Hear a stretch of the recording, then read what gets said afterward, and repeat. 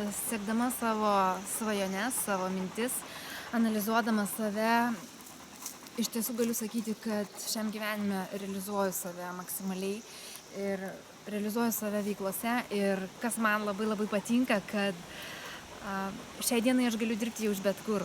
Aš galiu dirbti su kompiuteriu, galiu dirbti bet kurioje pasaulio šalyje, bet kuriam pasaulio kampelį.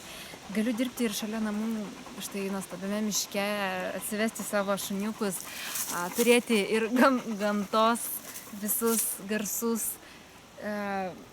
įkvėpimui, kaip įkvėpimo šaltiniai. Galiu turėti ir štai angelus sargus, šunų terapeutus, o tiksliau žmonių terapeutus, mėgautis gyva šunų terapija. Ir aš būtent taip ir kuriu visus projektus.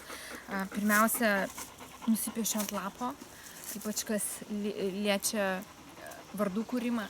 Ir dabar mane užtikot kuriančią logotipą marketingo ir viešųjų ryšių agentūrai Berklis. Ir būtent čia aš atsipalaiduoju miške, gamtoj ir leidžiu savo visoms mintims lietis ant lapo. Pirmiausia, sugalvoju, kas be ko idėja, kodėl turėtų, tarkim, čia būti kažkoks blynas, o tas blynas galbūt yra jūra. Ir būtent Berklio pavadinimą aš matau kaip sąsają su jūra. Žinot, kodėl? Todėl, kad jūra niekada neišeina iš mados. Ir būtent ši marketingo ir viešųjų ryšių agentūra stengiasi, kad jos klientai niekada neišeitų iš mados su savo pozicionavimu, su savęs pozicionavimu, su savęs pateikimu rinkai ir kad savo klientams visada mes galime pasiūlyti būti amžinai madingiems. Ir, kaip sakau, būti amžinai madingų nereikia kažkokio tai labai kažko wow. Genialumas slypi paprastume.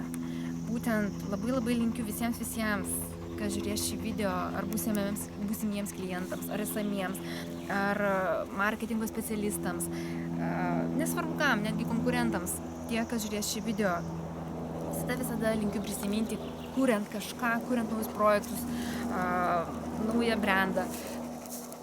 Visada apsidairykit, kas jūs supa. Ir kai paprastai pradedi galvoti, gimsta pačios geriausios idėjos. Ar jūs turite priekaištų jūrai? Aš neturiu, man jūra visada mane įkvėpia.